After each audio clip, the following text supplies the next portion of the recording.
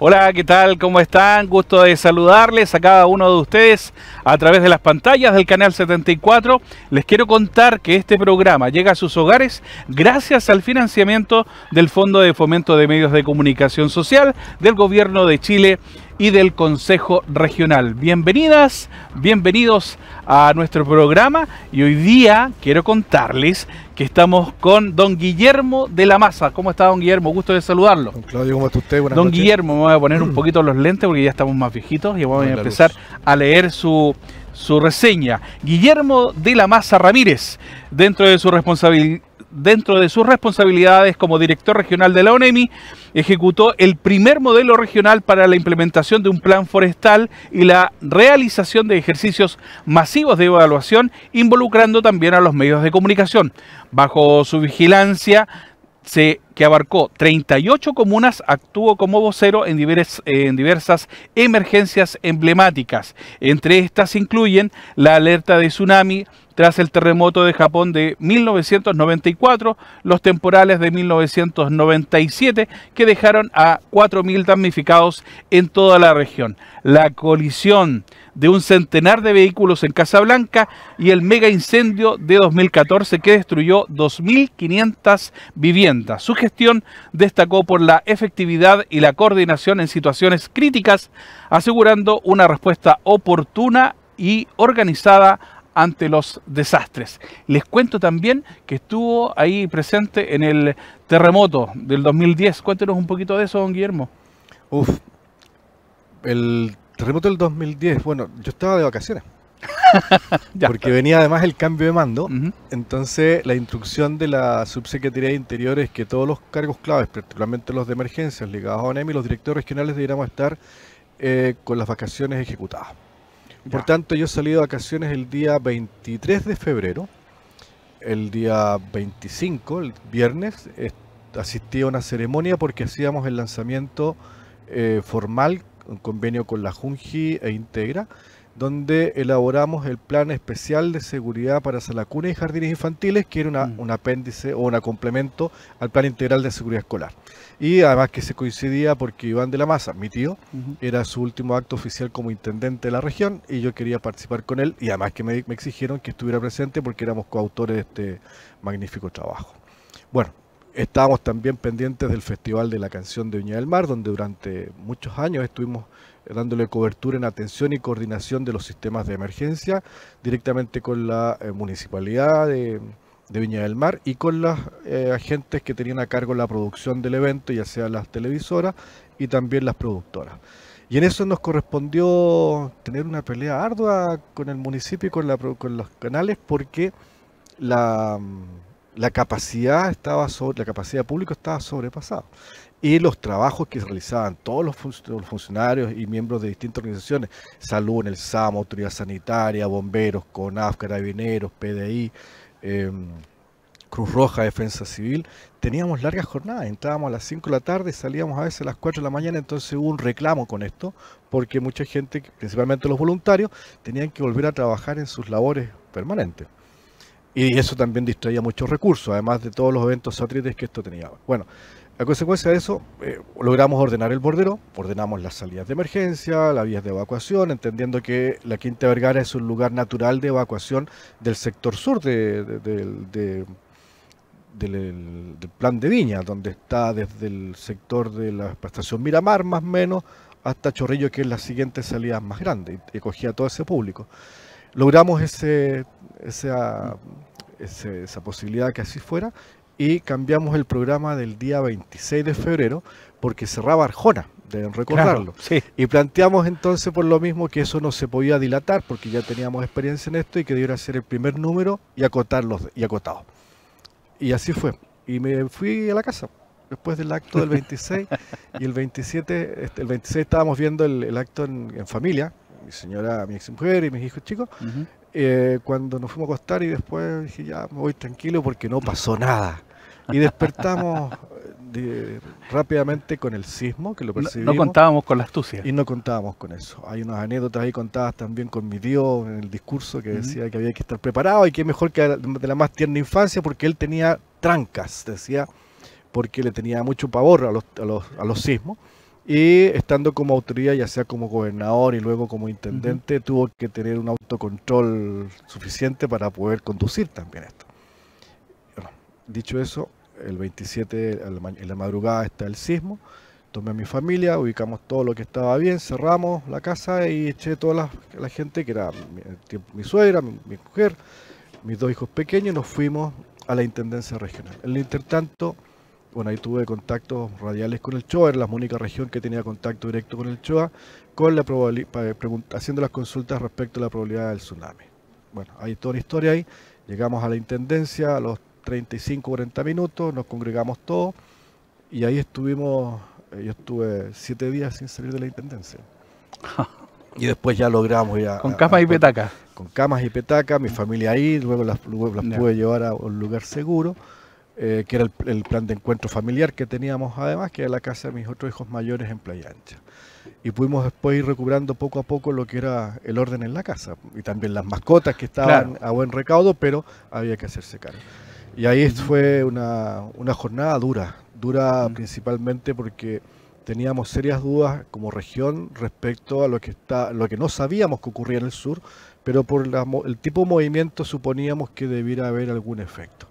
Y fue así como nos enteramos. Estaba el general Walter Villa a cargo de la quinta zona de Carabineros, y nosotros recibimos una llamada paralela desde la Dirección de Aeronáutica, que tenía una oficina en Juan Fernández, que entra a Santiago, y nos dicen que había efectos tsunami-higiénicos ahí. El general Villa también llega en ese momento, habiendo recibido la información desde Carabineros, desde el retén. Bueno, y ahí larga y dura historia, gente conocida también que se fue y falleció y sufrió mucho en ese terremoto y posterior tsunami, porque ya nunca sintieron el temblor, pues sí, lo único que sintieron fue las olas que los pilló. Y fue una época dura y que fue difícil pararse también porque la ONEMI fue muy golpeada.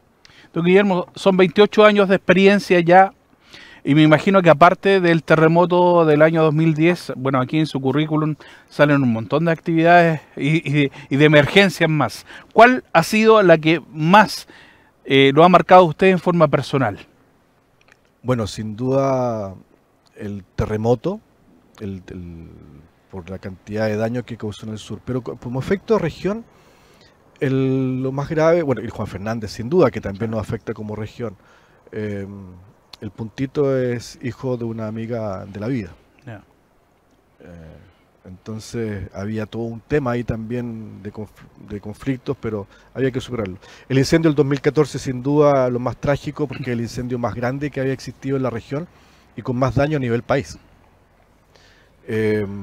Una serie de infortunios estuvieron ahí en materias, principalmente en el tema de la prevención, la preparación y la conciencia de la gente y también de las autoridades locales, hay que decirlo.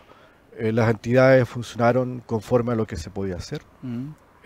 Factores también como el cambio climático, en una condición en el mes de abril con temperatura cercana a los 30 grados, una humedad relativa casi un 14%, fue la que se registró, y vientos con velocidades que superaron los 120 km por hora. Yo llegué al incendio a la parte alta, por lo tanto de ahí solicitamos todo el apoyo. El incendio, el 94 también fue el temporal muy fuerte y que fue afectada bueno, toda la región. Pero después del 97 hubo también daños cuantiosos a la agricultura y a la infraestructura de agua, principalmente en riego, que afectó principalmente a toda la Quillota, la Concagua completa, San Felipe de los Andes, Petorca, donde tuvo personas aisladas, un trabajo silencioso que hicimos ahí con las Fuerzas Armadas, con bomberos, carabineros, rescatando gente en condición de riesgo, con problemas de salud. Alimentación también, hicimos aeroevacuaciones, pero lamentablemente se fue el tanque Santa Enriqueta, que me acordaba este año en los temporales cuando estaba con problemas también el tanque Santa Rosa en Limache, y que fueron condiciones muy similares. Esos fueron, creo que lo que marcó, y finalmente más cercano y próximo, la colisión y posterior incendio múltiple en la boca norte del túnel Los Gemelos, donde falleció gente no solamente por el accidente, sino que también por el incendio. Entonces fueron cosas trágicas. Hubo muchas más, pero también hubo mucha recompensa de los trabajos que hicimos, por ejemplo, los simulacros. Bien. Bueno, usted en una entrevista con Soy Valparaíso el día 20 de mayo del 2024 dijo, y lo voy a leer textual, no existe un plan regulador actualizado y por tanto en los planes de desarrollo comunal no está insertada la reducción de riesgo y desastres. Valparaíso sigue sin estar preparada para un incendio como el de 2014. No hay plan regulador. ¿Nos podría entonces explicar con mayor detalle estas declaraciones? A ver, yo creo que esto se mantiene más allá de los esfuerzos que puedan haber en materias de respuesta, pero aquí lo que hay que hacer es trabajar en la gobernanza de las ciudades. Hoy día el plan regulador nos permite saber la tipo de suelo que existe, qué se puede construir y dónde, y eso sirve como argumento también para que el plan de desarrollo comunal se pueda ejecutar. ¿Qué es lo que ha fallado desde mucho tiempo? Es que no se han incorporado los riesgos vinculados a las comunas. En este caso, Valparaíso, la región de Valparaíso, sismo y tsunami, tenemos 19 ciudades costeras, incluidas las 2 insulares. El tema sísmico en toda la región. El tema de incendios forestales, que ya no es un problema del Valparaíso metropolitano o el Gran Valparaíso, es un problema que está en toda la región, desde el territorio insular hasta la cordillera y por todo el territorio. Antiguamente era esta zona, pero Petorca, Los Andes, San Felipe hoy día también tiene esa afectación, más allá del Paraíso San Antonio, que era lo más importante, y Marga hoy día. Entonces, y a eso tenemos que ver también con el tema del invierno y estas últimas lluvias, a las cuales nos olvidamos de cómo llovía. El cambio climático también incrementó el sistema, las lluvias estacionales, que además se vivieron muy fuerte a fines del otoño y la primera parte del invierno, y que también nos causó problemas como por ejemplo en el estero de Viña, por un tema de uso del suelo. Esa es una cuenca, es una olla hidrográfica, es donde pasa el estero, y tiene ese ancho porque así crecía, y así volvió a crecer.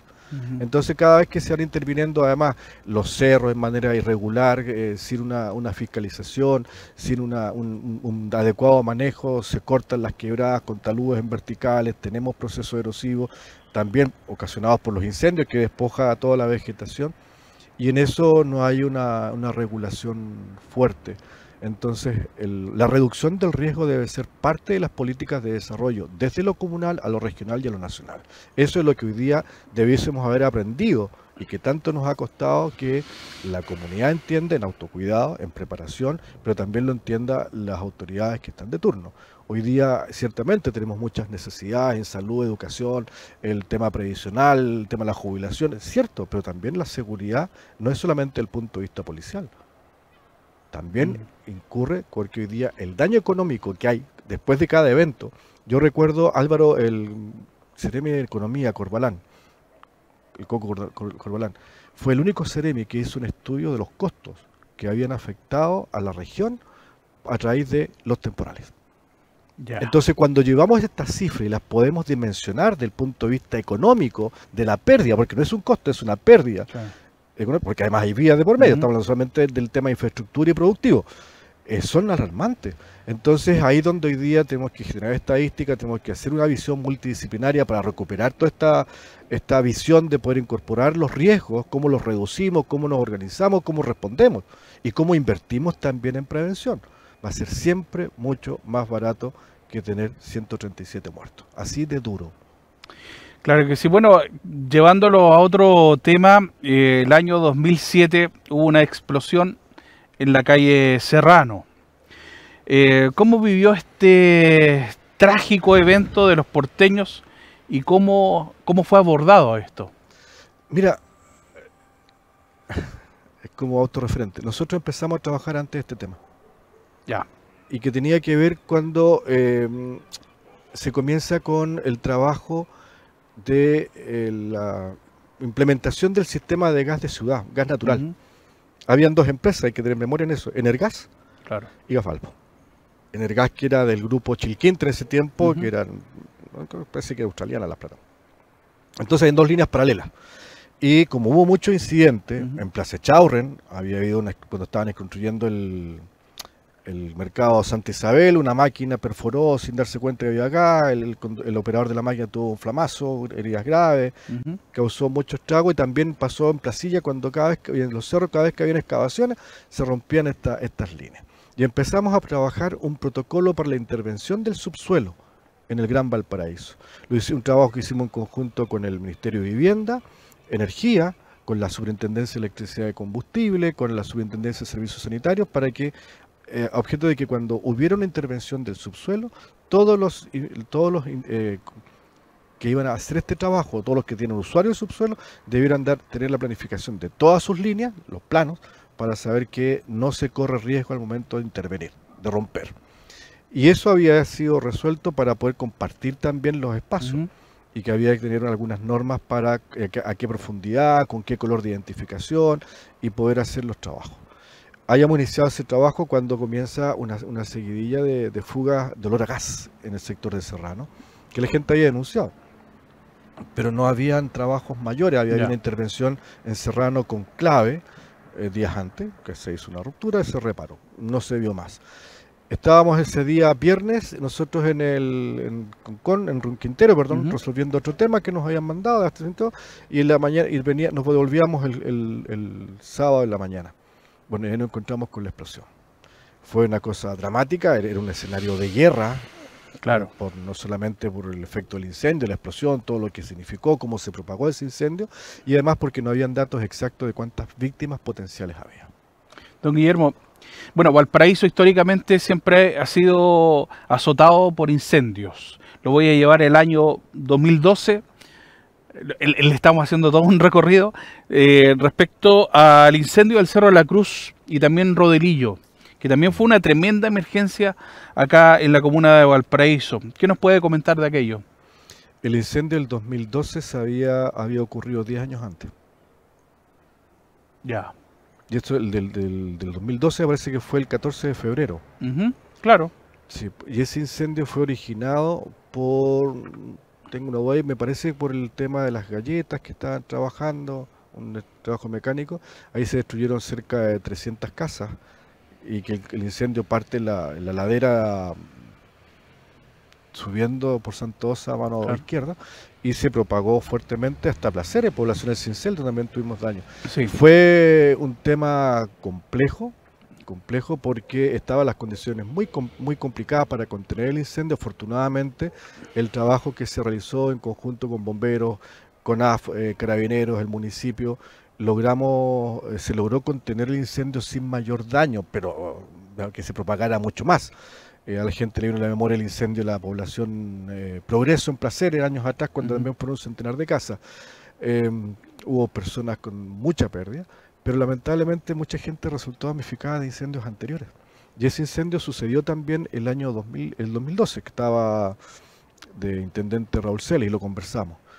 Y luego con él hicimos un trabajo reinteresante, que fue, que de acuerdo a la norma general de urbanismo y construcción, junto con la Ceremi, la directora del Servio, planteamos la necesidad de prohibir absolutamente el repoblamiento de aquellas áreas que eran de riesgo, tanto en laderas, por el tema forestal, pero también por la declaración que incumple absolutamente la ley.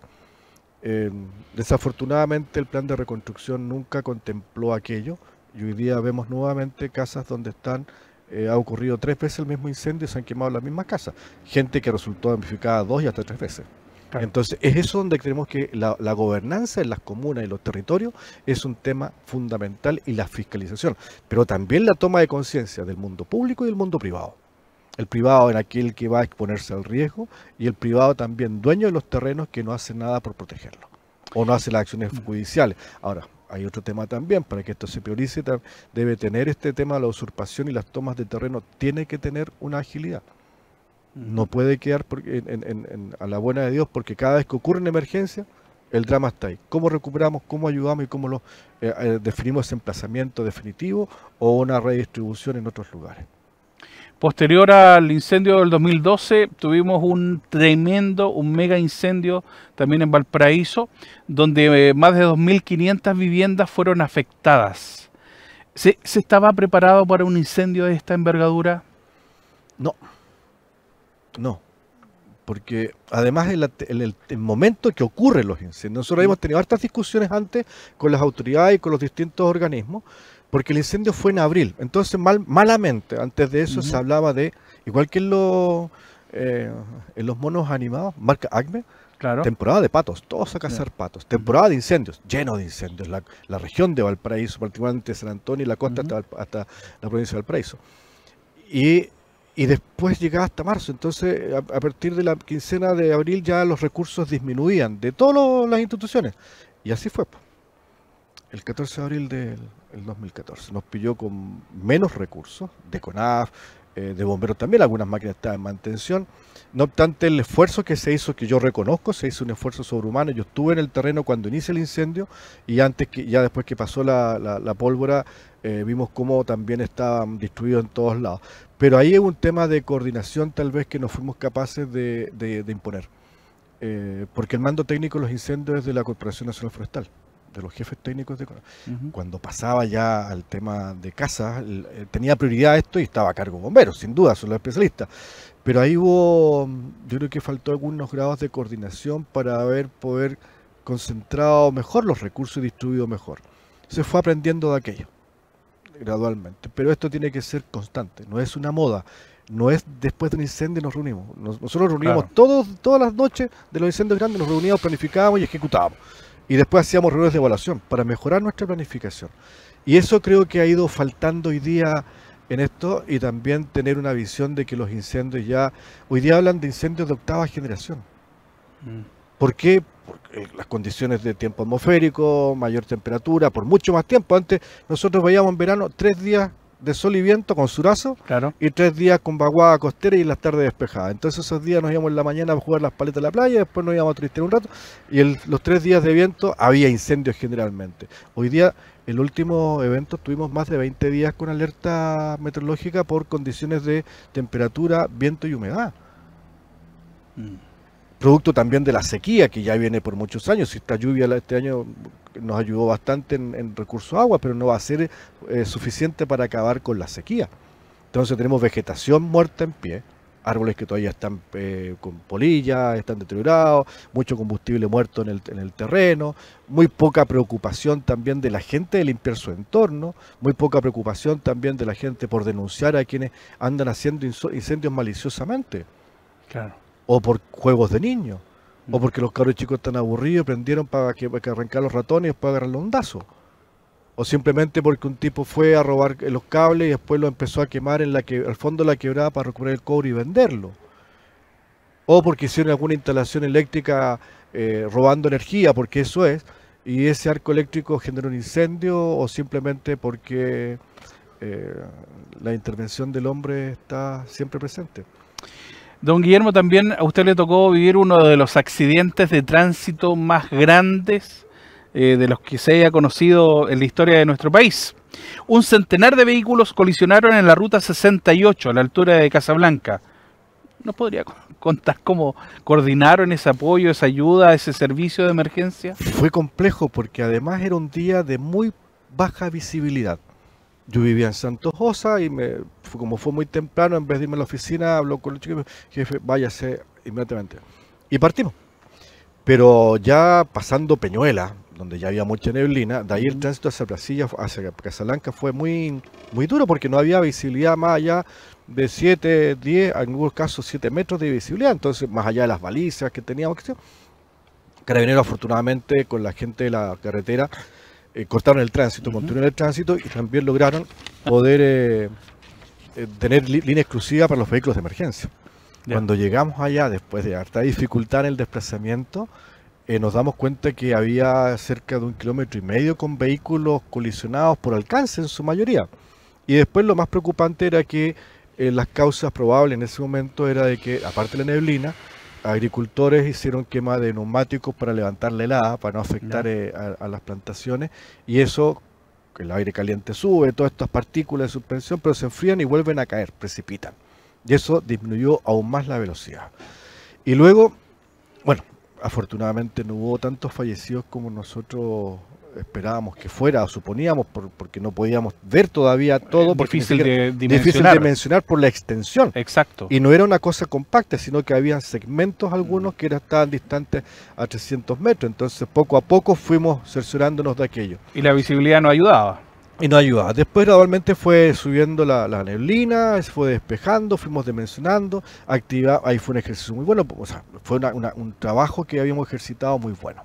Se activó la red de SAMU completa, la red regional. Establecimos el hospital Casablanca como el hospital base, el San José, que era el hospital antiguo, antes era muy chiquitito, era como una posta grande. Activamos la red con el SAMU Valparaíso, el SAMU regional. El Bomberos llegó con sus equipos de rescate, Carabineros también, hubo la posibilidad del apoyo aéreo, lo organizamos bien y en algún momento llegan también las autoridades nacionales porque el TACO que se formó en la ruta 68 hacia Santiago ya estaba llegando La Moneda. Entonces llegó la jefa del CONACET, llegó el ministro de Transportes de la época y el ministro de Salud, Mañalich. Personaje además, pues una personalidad fuerte. Absolutamente. Entonces ante eso se activó toda una red también birregional. Yo pedí instrucciones a Santiago al llegar una autoridad nacional, pedía que viniera alguien del Porte Nacional para que asumiera la coordinación. Yo era un simple director regional de Valparaíso. Y la instrucción que recibimos de parte del subsecretario Villa de la época, que la coordinación era mía. Entonces cuando veo que el doctor Mañalich llega vestido de doctor, con su capita, y lo veo atendiendo una camilla, llevándola al helicóptero, pedí hablar con él, hablé con su asesor y dije, necesito hablar con los dos ministros. Bien, ¿a qué vienen? ¿Van a camillar o van a dirigir tránsito? Así fue. Porque yo lo necesito haciendo gestión. Claro.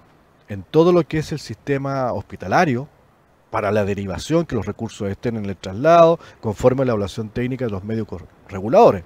Necesito implementar el hospital de San José como un sistema de manejo de trauma para derivar, ya sea a Santiago, a Viña, a San Felipe, y con los recursos necesarios que pueden ser aéreos o terrestres.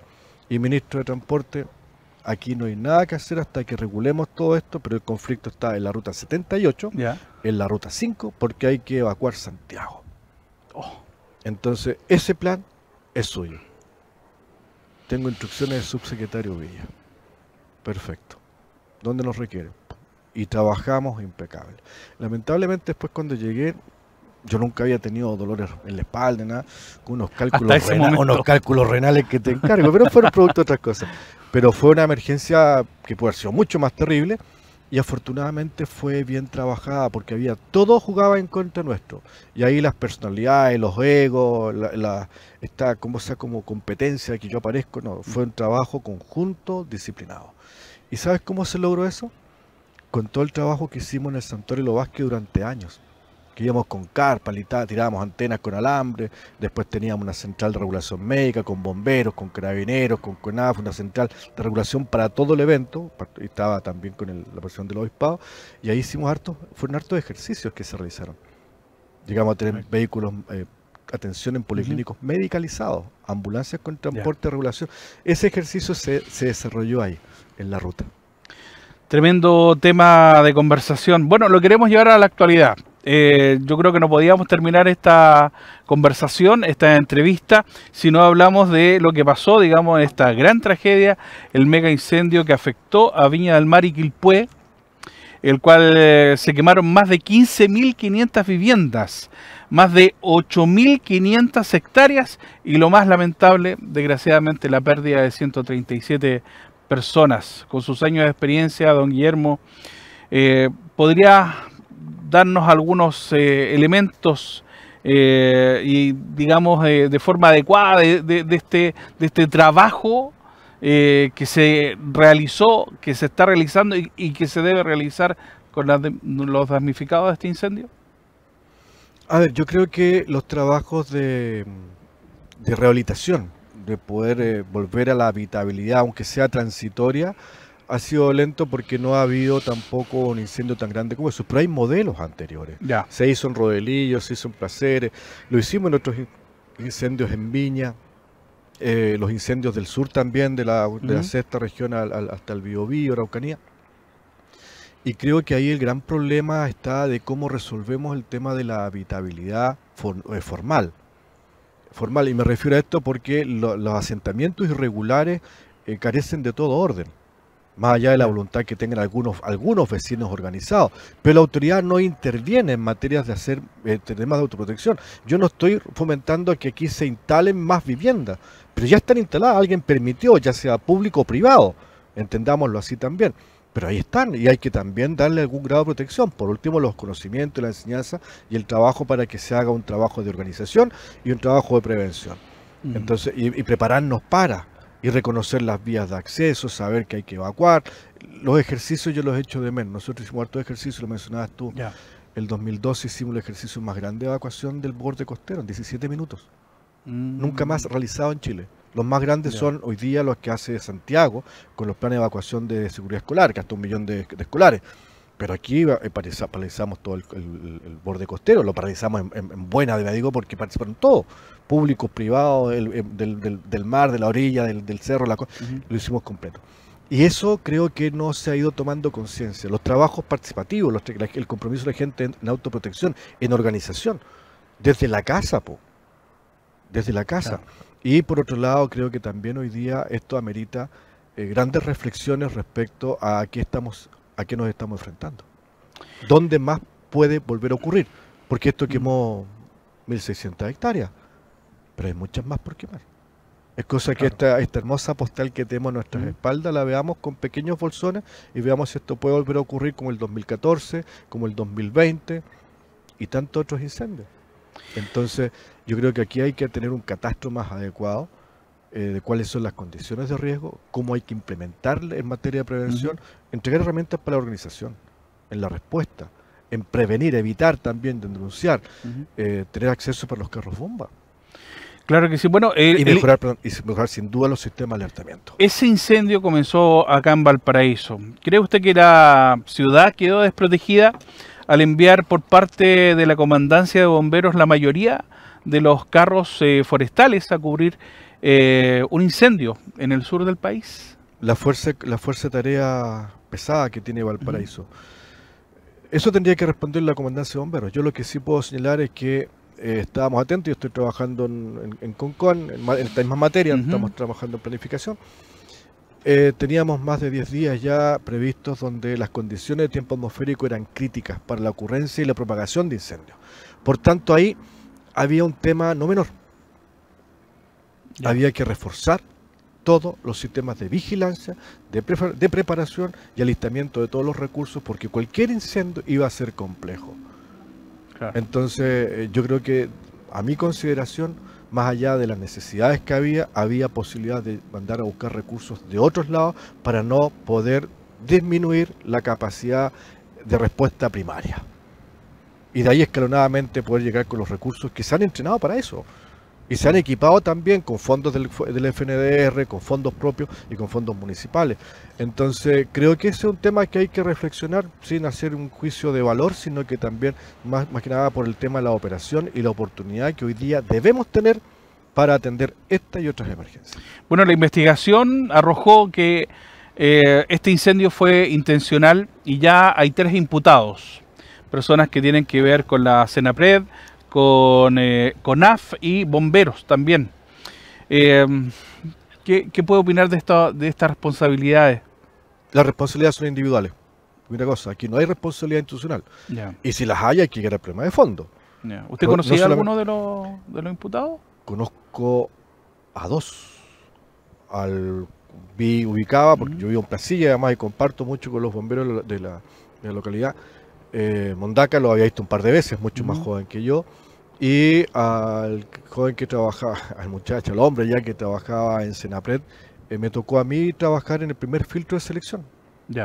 Y que era la entrevista personal, curricular. Claro. Y luego ahí fue invitado cordialmente a dejar las filas de las entidades estatales.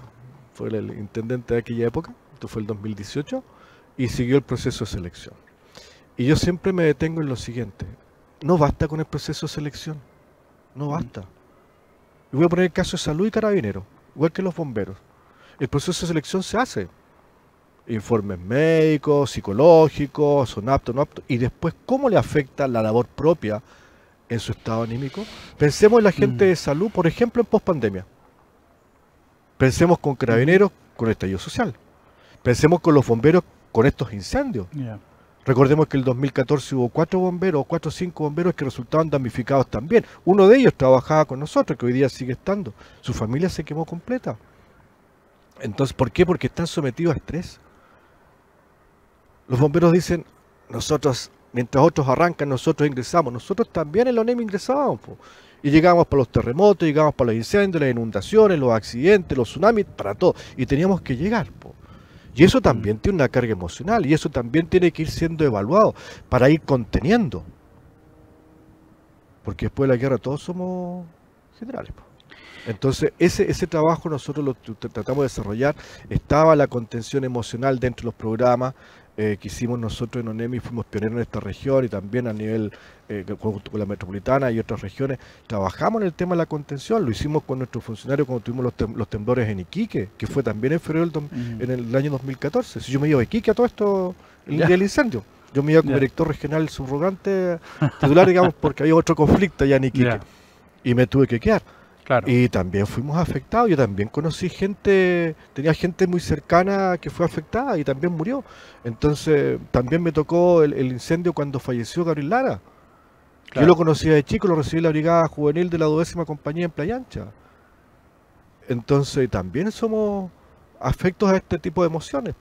Más la presión política, más la presión de la gestión, tratar de hacer cosas con imaginación más que con recursos. Entonces, hay temas que son complejos, no basta con el proceso de selección, tiene que haber un acompañamiento, tiene que haber una contención, tiene que haber evaluaciones sucesivas, tiene que haber también una recuperación del alma y del espíritu y de la mente de estas personas para que continúen trabajando en labores.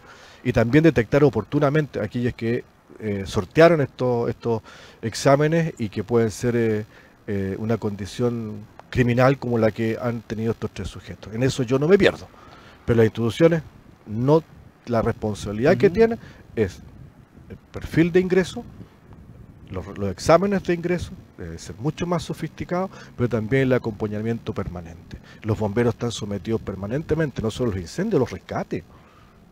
Son tremendos, de distintos tipos de rescates, conviven permanentemente. Lo mismo comparo con Carabineros, con Salud.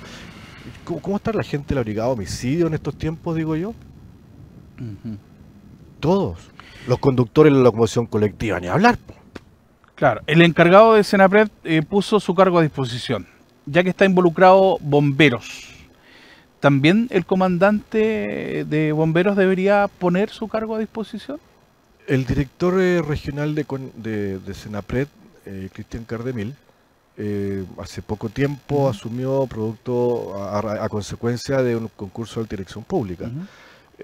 Creo que por su formación lo hace y es la institución más cercana a la que yo estuve. Fueron 28 años ligados ahí, con bomberos también, sí, también fui bombero voluntario, fui director de compañía aquí en Valparaíso. Eso lo dejo a criterio de la autoridad bomberil. Así es. Bueno, quiero agradecer la presencia de don Guillermo de la Maza el día de hoy en nuestro programa, por haber conversado de tantos temas tan interesantes y que hoy pudimos traer a colación. Les quiero contar también que este programa llega a sus hogares gracias al financiamiento del Fondo de Fomento de Medios de Comunicación Social, del Gobierno de Chile y del Consejo Regional. Muchas gracias por estar junto a nosotros, muchas gracias a don Guillermo por estar en este día, y bueno, nos volvemos a encontrar en una próxima oportunidad. Una frase de cierre. Sí, por supuesto. La prevención es tarea de todos. Así es, nos vemos.